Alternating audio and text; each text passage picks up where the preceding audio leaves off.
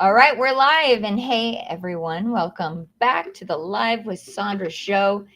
Today's episode really hits home for me because we're talking about something that doesn't always get enough attention in business, and that is kindness. Kindness in leadership, kindness in culture, kindness in how leading from the heart can drive real growth in your business, even during hard seasons like mergers or acquisition, any type of change. We've got one of the very best voices on this topic joining us today, someone who's lived in it at the executive level and now teaches leaders how to build cultures that truly last. So stick around and we're rolling the intro.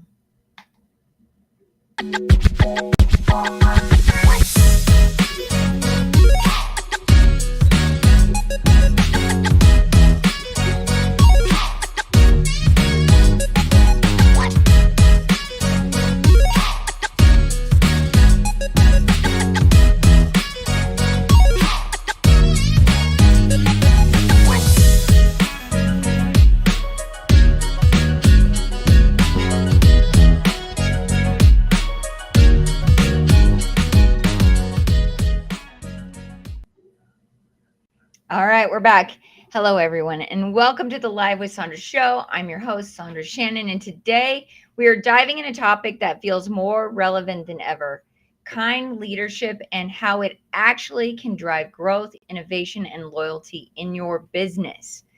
But before we jump in, I want to thank our sponsor, Gatemaster Technology, the all-in-one point-of-sale and ticketing solution that's been helping attractions thrive for over 30 years. Gatemaster doesn't just manage transactions, it helps operators run smarter, serve guests better, and build trust through technology that works the way it should. Thank you, Gatemaster, for supporting conversations like this, the ones that shape the heart of leadership in this industry. Now, I am thrilled to introduce today's guest, Nathan Caldwell, the owner and keynote speaker at Empowering Kindness. He's a leadership expert who's not only talks the talk, but he's lived it. Nathan has led company culture through multiple acquisitions inside one of the world's major tech giants, and he's the author of the book Empowering Kindness. He helps executives build cultures of trust, accountability, and genuine impact, blending practical strategies with stories that stick with you long after you hear them. And when he's not teaching or speaking, you'll probably find him in cool weather with a cup of black coffee, having a great conversation about leadership, faith, or purpose, which is something I really appreciate about him and just love. So please help me welcome Nathan from Empowering Kindness to the show. Nathan, I am so happy to have you here today. Hey, I'm happy to be here. Thank you so much. I really am excited about this conversation, and I love so much that it resonates so closely with you. So I'm sure what we talk about today is going to be fantastic. Yeah, thank you for being here. And, just to kind of get us started, you mentioned the black coffee, the cool weather combo, and I totally get that. And there's just something about like slower moments and taking space for real connection and reflection. So I'm curious if that is where most of your big leadership insights tend to show up, or tell me a little bit about. Well, the black coffee and cooler weather, I grew up in Canada, and now I'm in Tampa, Florida. And so when the fall weather comes around, when it actually gets cool and it doesn't feel like you're taking crazy pills trying to go to a pumpkin patch in like 90-degree weather down here. So going and getting that cool, refreshing moment outdoors, and also just the black coffee, it's about simple contentment. Finding those little things in life where you can operate, where you aren't trying to grasp at something different to bring happiness into your life or to bring joy or contentment, but you're right there, right then, and you don't need a lot of fluff in order to find those beautiful little moments in life. Yeah, I 100% agree with that. I do. Although I'm not black coffee yet, my youngest son, for some reason, he's watched a TikTok and he's like, "Mom, you got to go to just black coffee." I'm trying, but in my defense, it's just a little splash of cream. It's no sugar, none of the other stuff. It's still pretty simple, but I appreciate what you said about just taking those moments because, for me, my morning coffee is just like that thing that I do before I get ready to go for the day. And, Mhm. when we talk about the day that we all have, I'm really excited to talk about today's session: quilting culture, kindness, kind leadership, and growth.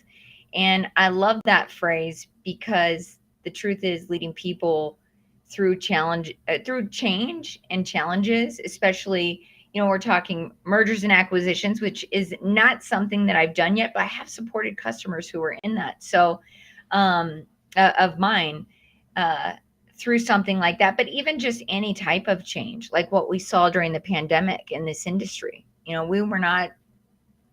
We were certainly not um, considered essential in the industry of attractions, who majority of our audience is in attractions. And so, helping, we had a really interesting role of helping a lot of attractions through that, even while we were hurting ourselves, right? If that makes sense. Mhm. So Oh, I'm yeah. really excited for this conversation because, we're business to business.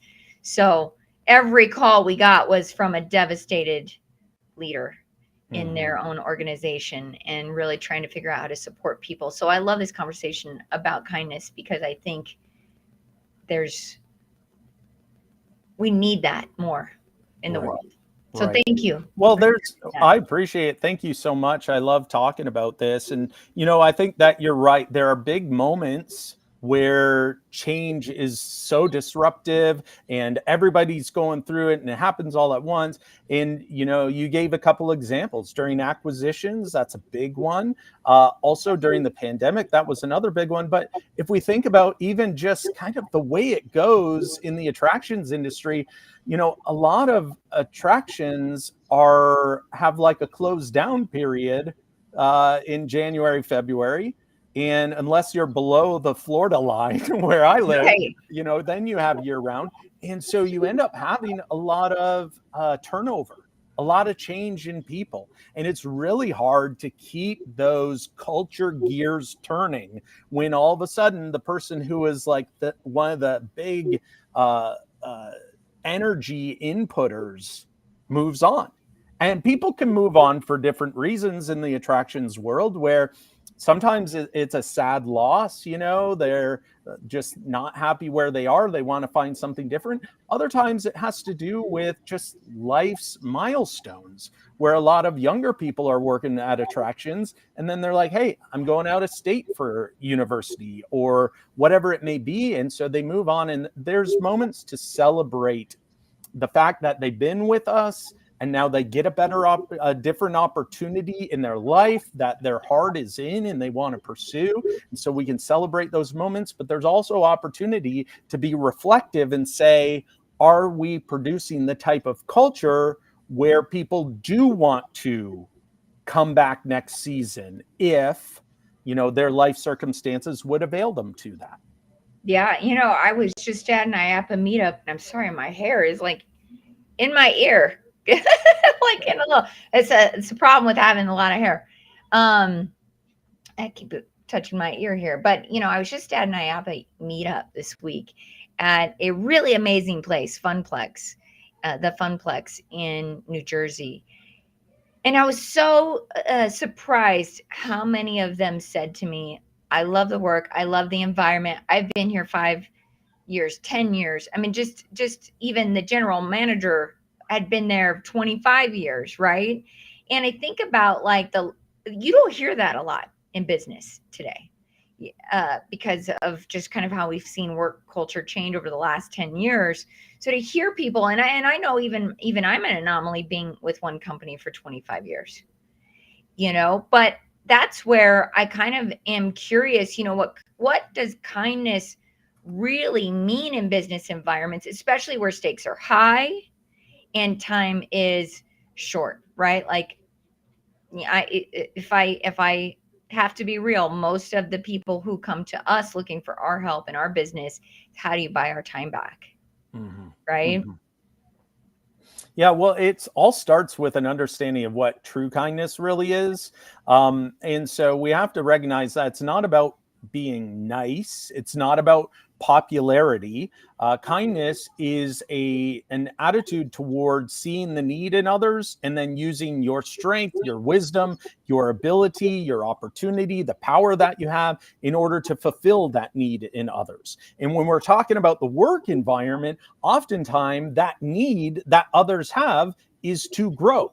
And so having a mindset for recognizing, being so in tune that you can see what the needs are in other individuals and then show up to help them grow. Yeah, Sometimes it's doing the work for them for a time, but a lot of the times, and this is what I talk about so much, is equipping them to be able to do the work for themselves. And so giving them proper training, giving them proper incentives, encouraging them. If you don't mind, I love to like sidetrack and go on little go for stories. So I was in Canada last week for Canadian Thanksgiving, and we went to one of my niece's basketball games, and she was doing great. But there was a girl on the court who was angry all the time, to the point where she was yelling at the ref at every single call. She was yelling at the other team. She was yelling at her teammates. There was one point, too, multiple times, where she took shots. They hit the rim, they bounced off, and she looked back at the coach with her arms up in the air as if to say, like, what is wrong with that rim? It just won't let my balls go in. It won't let my shots go in. And so she was angry the whole time. Well, that wasn't building camaraderie among the team, sure. even to the point where over the weekend, one of the players emailed the coach and said, if she is playing, I'm not playing. So they benched her. And then they had a team meeting and they addressed the culture and said, we let our view to win cloud our vision to create a team environment. And so, but that's on a basketball team where like there's no high school basketball team, there's no contracts. You know, if somebody sits out a game, they aren't missing a paycheck. They aren't messing with their livelihood. They are much freer to make a statement of, I won't put up with this. Now, you put the pressure on a team member, though, who's showing up to work, and somebody else on the team has that type of trait of making it miserable for everyone else and just destroying the culture. They don't have as much freedom to just speak up and say, if that person's here next shift, I'm not coming in. Like, Yeah. I can't put up with it anymore. And so people, they suffer in silence. And it's only after a leader steps in and actually addresses the problem, or sometimes, unfortunately, they never address the problem. They never coach that person. They never give a clear expectation to that person of how they should behave. And then finally, it just blows up. Some big incident happens. They have to fire the person or let them go because they finally just had enough. And then there's a breath of relief from the people, from the other team members who are like, oh, thank you so much. Oh, what took so long, right? And so there's this element that leaders have such a responsibility to create a positive and kind environment where the expectation is fully set of what is required of you. How will you treat others? Oftentimes, culture is so confused. People are like, oh, we have great snacks and great perks. And you get free tickets for your family to our park or whatever it may be. Then they don't address, though, how it's acceptable to treat one another or what's unacceptable to do. Yeah. And so that's the whole principle, the whole method behind this idea of creating a culture of kindness. It's where you're demonstrating, you're reinforcing, you are encouraging, and constantly working on helping people to understand how to treat one another. Yeah. Well, and you know what's interesting to me? I love this topic. I think we were talking a little bit about it in the early days of my career. I got into leadership very young, and how that happened, it's a long story, but I was very young, and I don't know if you've ever heard my story. I was the youngest and the only woman in the company, so that was a very strange dynamic for me. And I often say, like, being the only woman in the company was not the hardest part. It was being the youngest. Because when you're young, people don't see you as an expert or somebody who has a lot of experience. And I know that there's a lot of young people who are just getting started with their professional journey, and they're feeling like that, and you can know your stuff really well. I was a GM at 19. I knew of an attraction. I knew the business very well, but my youth was difficult to get people to understand. So I thought, well, being strong meant being, the opposite of kindness, right? And so I wasn't necessarily the greatest leader in the beginning, but it wasn't my nature. And I know that there's a lot of people watching this show that are like, well, kindness is weakness, right? And it's not. In fact, the the one of the voices that changed my idea on that is Brene Brown. I'm sure you're familiar with her. And one of the things she said was, being clear is kind. Yeah, to be unclear is to be unkind. Yes. Yeah, exactly. And exactly. that changed my perspective. I had already started changing, because at a certain point, I just really realized that being myself was the ideal place to be. And I think most of us are kind, right? If we're being real, like, most of us are kind people in our day-to-day lives. Why wouldn't we want to show up as that in the workplace? Yeah, we aren't typically the villains in a cartoon where we wake up every day like Pinky in the Brain, like, how are we going to take over the world? Or how am I going to make somebody's day miserable? However, we are, I love this phrase, doers make mistakes. Yeah. And so no matter what we do, we're going to mess up. We're going to hurt people's feelings. We're going to say something in the wrong way. Something can be interpreted the wrong way. There are legitimate mistakes that we will make. There's also the expectations that others will have of us that sometimes we can't live up to. Yeah. And so there's going to be this gap between us and others. And kindness helps fill in that gap. Yeah. I often talk about this. Have you heard of the compliment sandwich before? Yes. Okay. And so what's the compliment sandwich? Well, it's like and correct me if I'm wrong, but it's like they give you a compliment, they tell you what you got to fix, and then they leave with a compliment, right? Yeah. And it's supposed to soften the blow for the coachable moment. Yeah. And to me, it feels very much like trickery. Yeah. Because you're like, hey, let me bring you closer. I'll tell you something nice. I'll put my arm around you.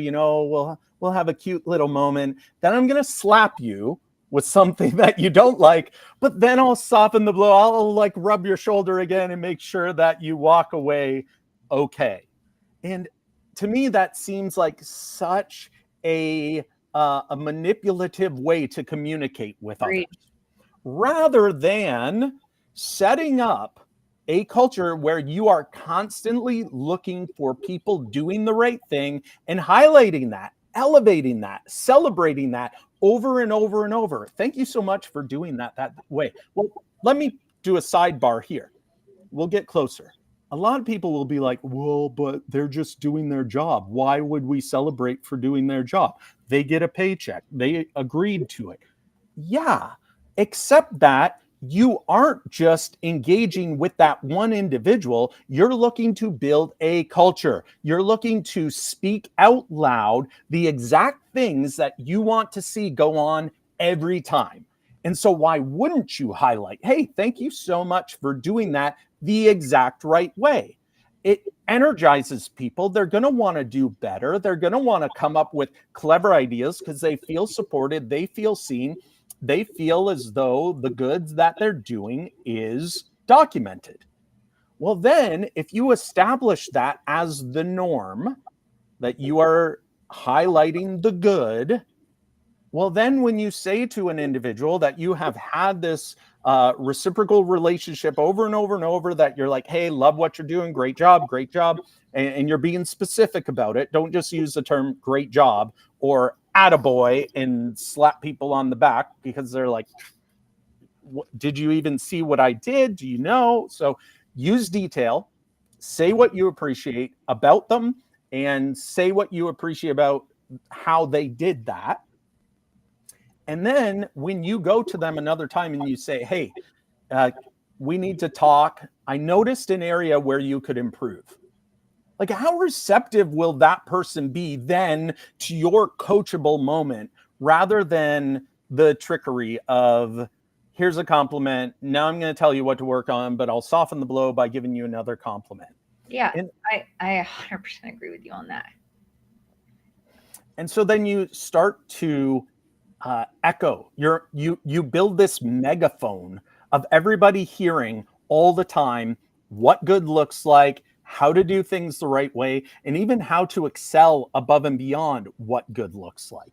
Yeah.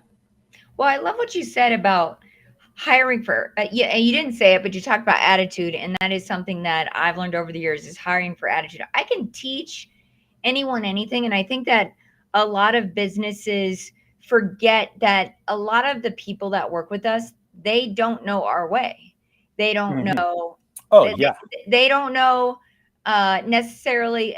They come to us with these skills and competencies that they've gained. You know, many people maybe freshly out of college, they know a lot, but they've not yet had the practical application of the things that they've learned, and yet we expect them to just show up with that.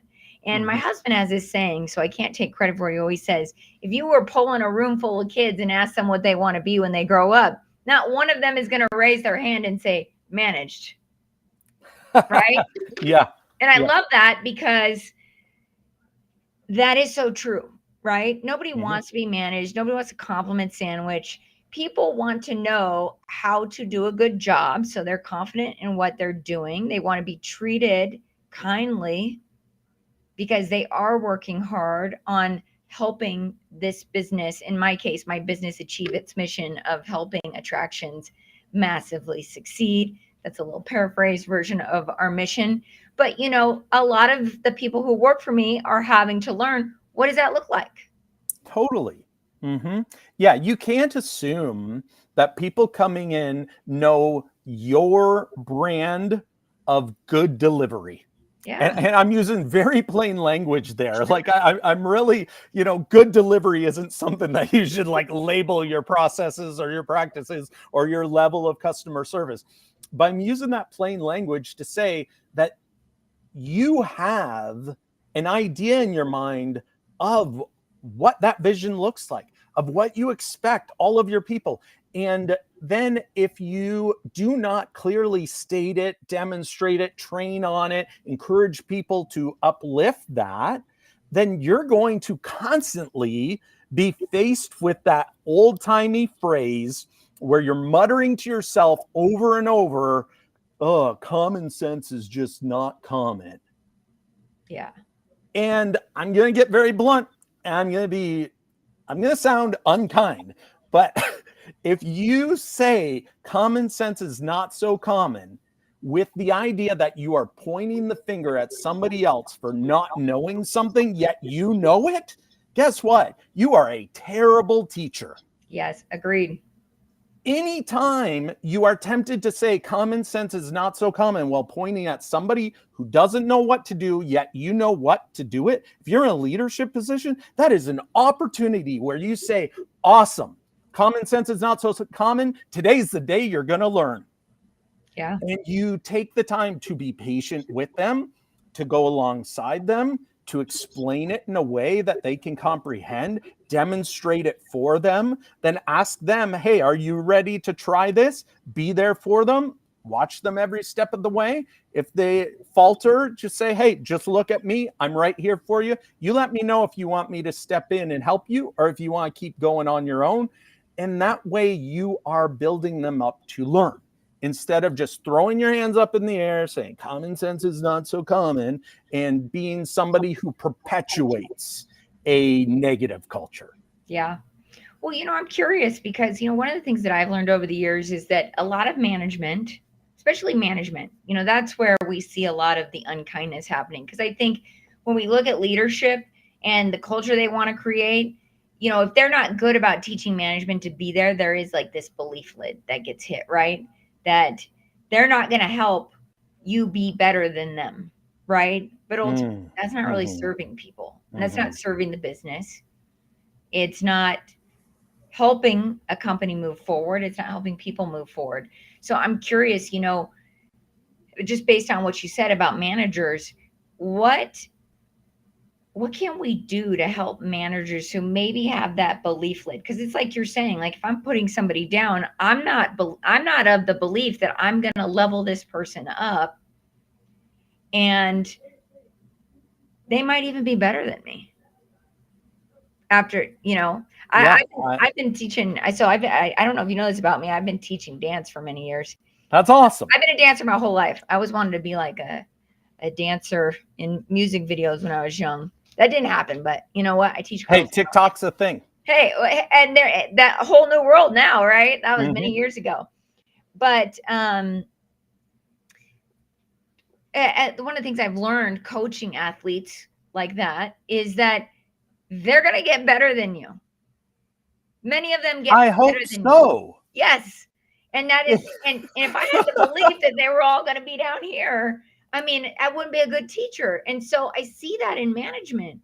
Like, why are we afraid to allow people that? There's so much to this. And so I'll try to kind of keep it short and sweet on a few of these, but of course I'm just going to ramble on, I guess. But here's the idea. The first thing is it's a heart problem. Yeah. If you are a leader, a manager who doesn't want to see your people grow, then you have a heart problem. And you should not be a manager. You should be an individual contributor who is highly competitive and also who is focused not on being competitive with internal people, but competitive with the forces outside your organization. And so get to work on solving I'll use air quotes, like environment issues. And I don't mean like eco environment, but I mean like economic environment issues. Or, hey, our numbers are down. What can we do to get better and attract more people to attend? What are some new innovative ideas we can bring in?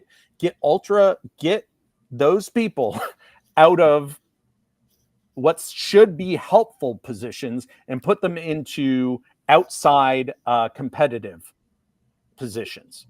And or if they can correct their heart, fantastic. Like the top leaders, and to your point where you said it doesn't seem like it's a leadership problem, it seems like it's a management problem. Well, then it is a leadership problem because they are not conveying properly to that manager the expectations of how they want them to treat others or the attitude they need to have. Sometimes it's a matter of parting ways then. If they're fundamentally in disagreement with how you treat one another, then it's time to split off. Some people can change, some people can't. Yeah. So then going back to that idea of outside competition versus inside competition, sometimes we get to a certain size in an organization where we think, hey, it's great to pit people against one another to compete because then they're going to perform better. Just a little friendly competition. We should not be promoting internal competition, but external competition. How can we work together as a team to celebrate wins when we are up against real competition out there, like relevant challenges that are out there, rather than this fictitious set people at odds with one another in order to generate a false sense of pressure? There's already enough pressure coming in from the outside. Like, don't set your people against one another.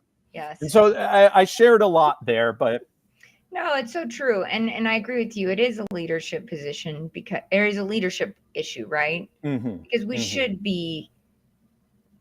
we should be giving that manager the support to know that, like, look, the true mark of success is when your people do become better than you, right? The Yeah, people who are working with you that you serve to get there. And that is something that I've learned in my business. I'm a great marketer. I mean, look at the show, right? But I couldn't do this. I'm not better than my producers with all the things that they do. There's so many parts of this that they are so much better than I am. Same thing with my technicians who work at Gate Master. Never going to be better than them, but I can teach them things that will make them level up even more. And I love what you said because you're right. It starts from the top. We still have to teach those managers to be those people. 100% agree with you. I've never been a big fan of pitting people against each other in an mhm. organization, especially if you're on the same team. You should be winning together. Yeah, And one thing that I've learned over the years, and we do in our culture, is, really sit down and talk about each other's goals, mhm, personal goals, mhm. which when I started doing that, I was a little bit afraid to do that. But at the same time, like the response has just been totally overwhelming. And the thing I hear the most is nobody's ever asked me about what was important to me. I've never had anybody ask me that. Not in their own Mhm, families sometimes, right? mhm. So it means so much to them. And I do think that that is a very kind way to get to know people and see where they're at. But also, what I've learned is that you can't pit people against each other because we should be leaning into their strengths. Totally, totally. That doesn't You make sense. as Yeah. soon as you pit people against one another, sharing stops. Yeah. Sharing and caring stops. And so some people will think, well, it's just friendly competition. Like, okay, maybe there are some like do trivia nights and stuff and like let that be the friendly competition. But don't turn their daily work into friendly competition with one another, uh, because then sharing stops Yeah. and silos are developed and alliances are formed. Yeah. And then you have click groups, and then you are back to square one with trying to solve the great riddle of what do we do about our company culture, and why is this infighting going on, and why won't that person work with that other person? Because you spent zero energy in creating bridges between people and a ton of energy in pitting people against one another. Yeah. No, I love that. I love that. Well, I if you mind switching gears a little bit, I know you Yeah. talk about Dolly Parton's story about Dolly Parton in your book, and I want to kind of shift to that forgiveness piece, Mm-hmm. Mm-hmm. and one, can you tell us that story, but also talk about why organizational forgiveness is so critical in innovation and in keeping a team. uh, I'm just going to say having the right attitude, right? Mm-hmm. Mm-hmm. Yeah, absolutely. There's a couple of things, kind of themes to set up before we talk about what Dolly Sure. did and what she experienced. And the first theme is that idea of doers make mistakes. Uh, if we try, we're going to fall short sometimes. And so having that held against us makes it very difficult to move forward and build trust with others. And so you have to have this element, this culture of mistakes are fine, but it's the principle of do you get back up? And what can I do to support you? The other principle is I got a question for you. Very personal question. Maybe you'll be vulnerable enough to share a true answer, maybe not. So here's the question. Are you ready? Are you perfect? I'm not. Well, thank you so much for I'm sharing definitely that. not. And Yeah. can I tell you, I say all the Yeah. time, like, I've made more mistakes in this business than anybody ever will. So I am not in a position of judging other people's mistakes. Yeah, no one's perfect, right? We're going to make mistakes. But it makes it really, really hard to stay in a spot where people do not forgive. Yeah. So here's the Dolly Parton story. She got her start, her big start was on the Porter Wagoner show. show. And Porter Wagner, he was a country music singer, old-timey guy, and he already had success with his show. And then he brought her under his wing and on the show, and that generated success for her. Well, after she decided, and it was the inspiration for the song I Will Always Love You. She wrote that in honor of Porter Wagner because she decided, if I want to achieve my goals, I need to go out on my own and I need to pursue a solo career where I have more freedom to accept more projects and do more things than just being on the show regularly. Now, to Porter Wagner's attitude, he was like, how dare you? I brought you up. This is my show. How dare you leave me? And so he sued her. He went after her. And she settled for $1 million, which she didn't have, but she wanted to just get out from under that contract. Plus, she signed over all of the rights to all of her music she had created with him while on that show. So just to get out, just to get the freedom. So then she basically started from scratch. Well, years later, and he kept going after her. He kept having, negativity towards her, animosity towards her. Years later, she found out, though, that he was falling on hard times because he didn't have the longevity of a career. Like, I had to set up who Porter Wagner was for most people to know because his name just isn't common. Meanwhile, Dolly Parton's name is. So his career didn't have the longevity that she did or the success that she did. And he fell on hard times, and he ended up putting his catalog of music up for sale. And so Dolly Parton wanted to help him, so she bought it. So he gets money from that sale. Now, in certain circumstances, if somebody were to do that, you might think, oh, well, now they're getting back at him. However, it wasn't much longer that Porter Wagner was failing in health, and she gifted back his entire catalog of music to him so that his offspring could have something that they could hold on to. And she even visited him while he was passing away. And she talks about, any time he is brought up, she talks about, oh, I love Porter, even though he did her so wrong.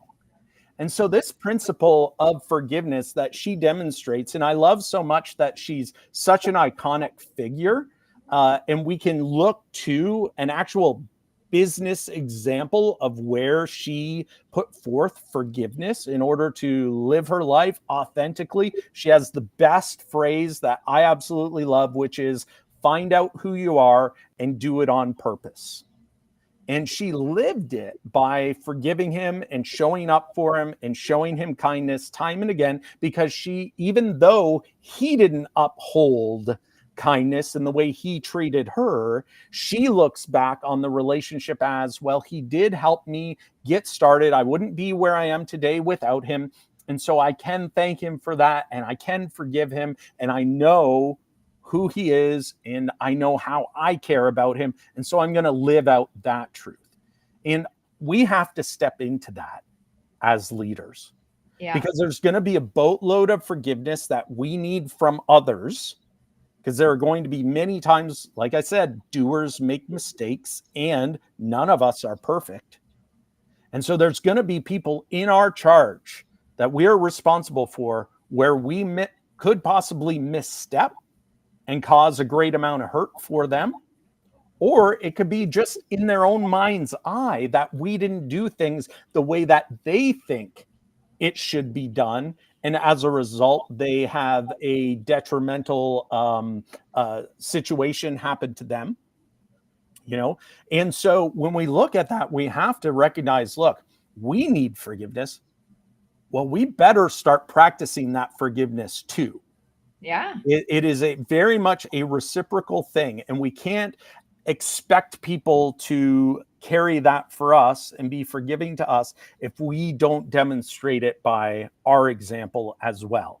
And so going back to that idea of knowing, look, No one's perfect. People are going to make mistakes. I'm not going to hold it against people. I'm going to constantly be helpful to help people grow. And if they make a mistake, they can learn from it. They can pick themselves back up. I can be there to support them in their journey to get back up on their feet and to do better the next time. Yeah. I love that. I love that story. I was fighting back. The tears right there. It's Because it's it's just powerful. outstanding. Yeah, Mhm. that is such Mhm. a powerful story. And you're so right. People are going to make mistakes. It's inevitable. Mhm. And we don't give people enough room to do that a lot of times in business. And for me, it's very that mistake part is resonates so much with me because being a young person, I mentioned that and I mentor a lot of young people through the IAPA mentee mentor groups and then other mentees that I have taken on over the years. And it's interesting to me because everyone is so afraid of the mistakes, but I often even tell my team, like, we just got to learn from it or figure out how to fix it. Even when we make a Mhm. mistake with our customers, our attraction partners, we're not leaving them with the mistake. And I Yeah, think for the sure. thing, like, just don't leave people with the mistake. Mhm. If that's something that happens, we can fix it. Like, there's very few things I think in business you can't fix. But the Yeah, trust between the people you work with is hard to fix, right? If you lose it mhm. because you weren't Mhm. kind to them or Right. you didn't give them the grace and forgiveness. And I'm sorry, I got a little teary-eyed there listening to that story. I mean, that's such a powerful story. I mean, Mhm. it's no wonder. I believe this year at IAPA, Dolly is getting uh, a big award. And Yeah, absolutely. yeah, Mhm. and it's so Mhm. well deserved. And I will say this, like being in her parks that she's built with the Hershin family now, you can feel that love through every single person. I Mhm. remember I think I was at Silver Dollar City, and I think somebody was just cleaning the bathroom, stopped me to make sure that my day was going great. And where can they help me find? And all of these things that it was just like, wow, this person actually seemed like they cared about me. And they didn't know that I was there with IAPA and not with my family. Does that make sense? Like they just treated me. You just know that they treated everybody that way, and that was really special.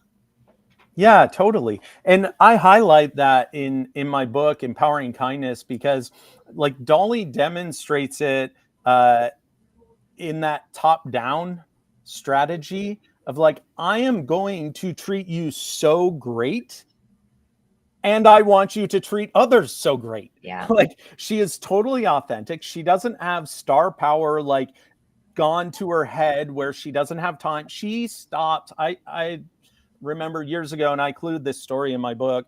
My wife and I, we went to Dollywood, and we pulled in, and we're going through the parking booth, and I just asked the person, I'm like, "Oh, have you ever met Dolly while she's here?" And the person's like, "Yeah, she stops and talks to everyone. She remembers my kids' names." She goes, her handlers are always like tugging on her elbow sleeve to be like, okay, we got to go. We got this thing to do. And she'll brush them off and be like, stop it. Like, I am here talking to this person. yeah, And so it's not just like, yeah, she's her authentic self, but she's also communicating so effectively about what she wants people to do for others. And it's so powerful because she has all of those Dollyisms. You know, if you see someone without a smile, give them one of yours, or the find out who you are and do it on purpose. And all of these phrases, all of these things, and they're etched into her song lyrics, into the music. They're etched into the design of the park and the design of their shows and the emphasis that's placed on family values and putting others first and caring for one another. And you mentioned the Hershin values that are taken out of a whole Bible chapter that's often the most quoted chapter at weddings because it's all about love. And they pull out all these different words from there, these action verbs of patience, kindness, love, like all of these descriptors of what love is. And those are their core values. And so to be able to bring them to life is so vitally important. And yet, some people miss the boat and they think we have this awesome sounding corporate mission statement or corporate vision statement that's a bunch of word salad and just the latest buzzwords. And it doesn't resonate with people Yeah. because it's not as real as you going to another fellow human and telling them what you truly care about and what you truly want to be upheld from a culture perspective, how you want them to treat others. And so I just love that it's such a great example when you look at Dolly and you look at the Hershey company and how they bring their values to life in such human to human language. Like their mission is making memories worth repeating. Yeah. That's not like corporate speak No. whatsoever. Right. Well, that's this is such a great conversation. I love this because, I love when you see great examples of kindness and love being incorporated into business because I truly do believe that is uh, something we need more for people. Mhm. Mhm. And and uh, I can confidently say this. I believe that I have the best team I've ever had right now, and they are kind people, great attitudes. Few of them just got back from the WWA today, and the first thing I heard from one of the leaders that was there was how much everyone loved Manny on my team. I'm just going to That's say it. awesome. Everybody loved him because his attitude's great. He's kind.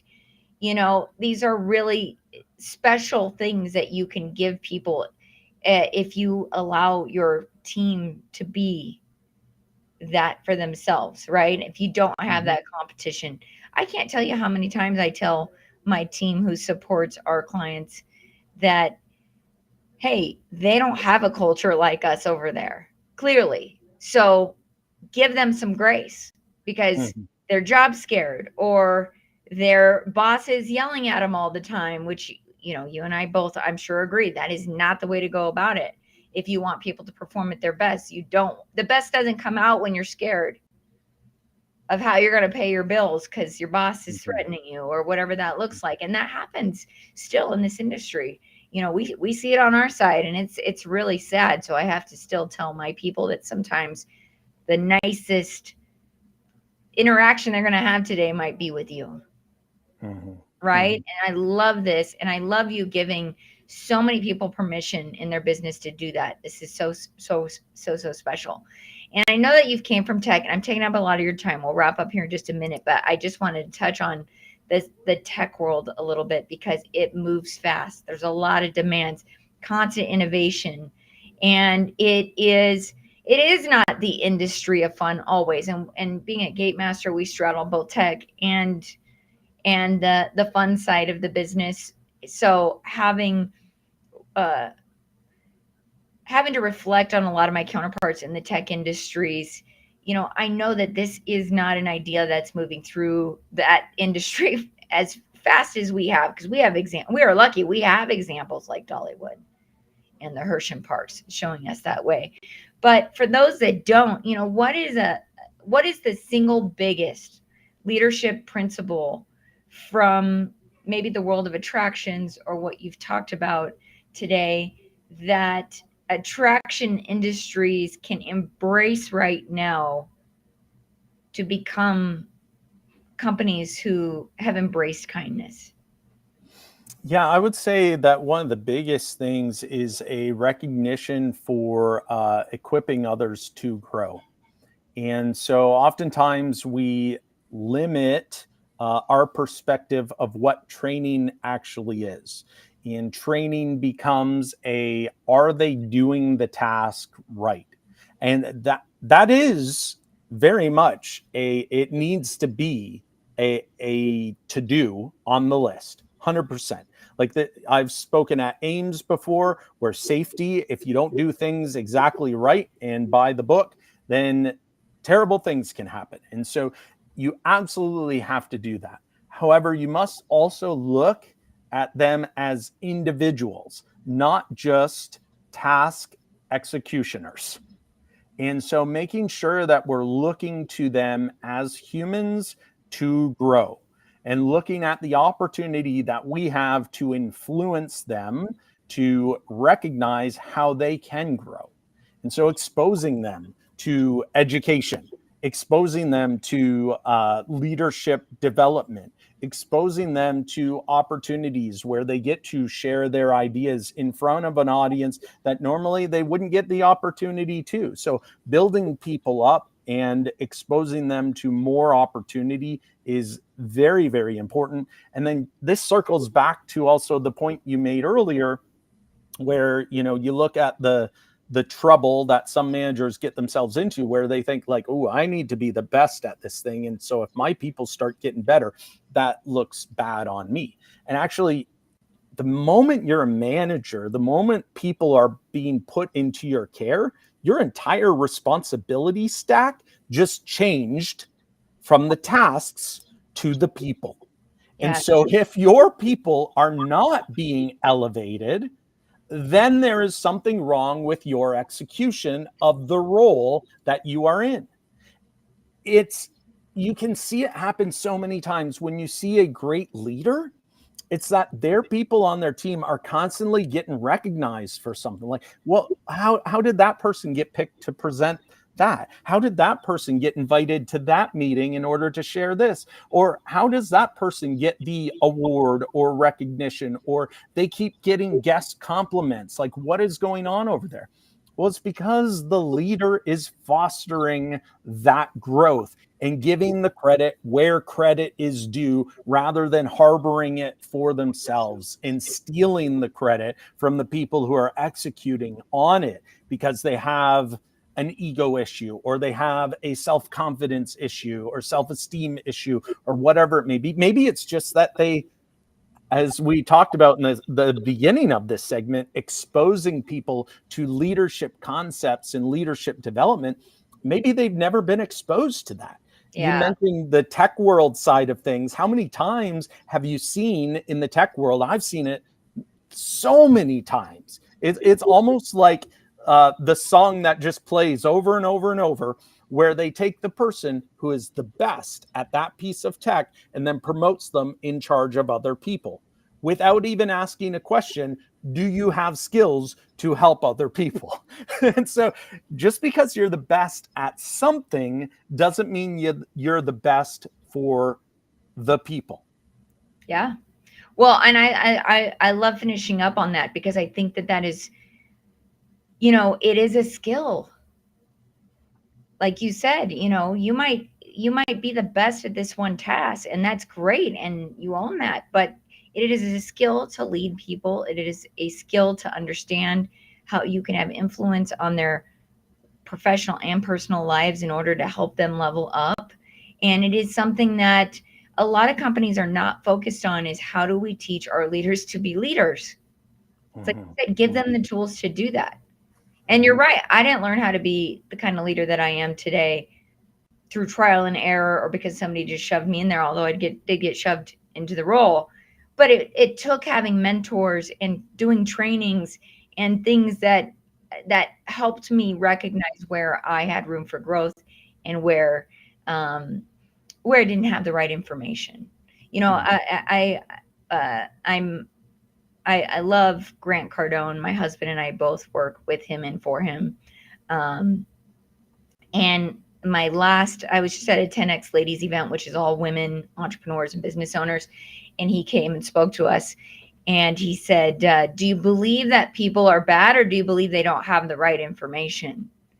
And that really stuck with me, because I think that if the audience listening understood that these mistakes are happening because they don't have the right information. Maybe they're not great leaders because they don't have the right information. And you are a great person to get information from, Nathan. So before we go, if somebody would like some information from you, or would like to connect with you and understand how they can learn from you, what's the best way for them to get a hold of you? Well, I appreciate so much being invited and having this conversation with you.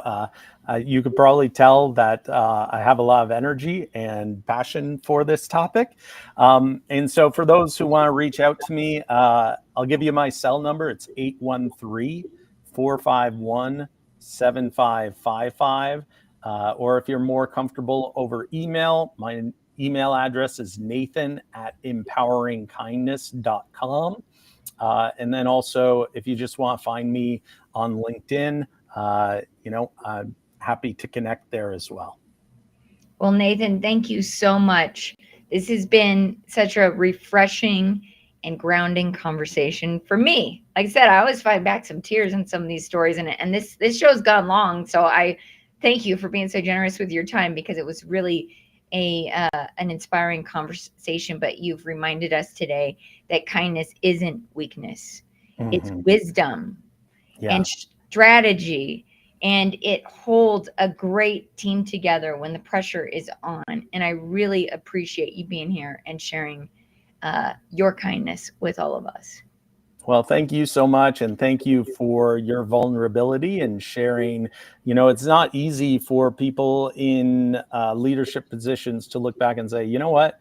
I didn't have it all together when I started out and made a lot of mistakes. And when we were backstage and you shared that you actually had a big pivotal moment where you finally realized, wait a minute, I can be myself and like uphold the principles that I believe in. I don't have to put on this mask of hardness in order to achieve. Like, it's such a freeing experience. And also, you're going to find that when you achieve that type of culture where people can be themselves, then you're going to have more people raising their hand that say, I want to go work there. Yeah, I want to be myself there. And you get to be surrounded by it too. It comes to you too. I have like I said, I have the greatest team I've ever had in my entire career right now, and it is a pleasure to be around people who show me kindness as well. And that's hiring for attitude, and that's having a team that is working together. So thank you. You have been an amazing guest, and I look forward to seeing you again. I'm sure we can have another conversation on this topic, because I'd love it. Let's do it. Well, thank you, Nathan. Have a great day. Thank you again. Thank you. Take care. Bye. Bye. Well, that is, I meant that when I said, like, I was holding back those tears on that Dolly story. I had not, I had not heard it like that, and it was super touching to hear about that, and how we can use kindness and forgiveness in our businesses to help our businesses move forward. And I'm a big believer in that. And this is a really special guest today. So before we go, I want to thank again our sponsor, Gatemaster Technology, for making this show possible. If you are ready to take your attraction to the next level, not just with great tech, but with tools that help your people and your guests thrive, visit gatemaster.com to learn more. And thank you for tuning in to the Live with Sondra show. Until next time, lead with kindness, lead with courage, and build something worth believing in. I'll see you soon.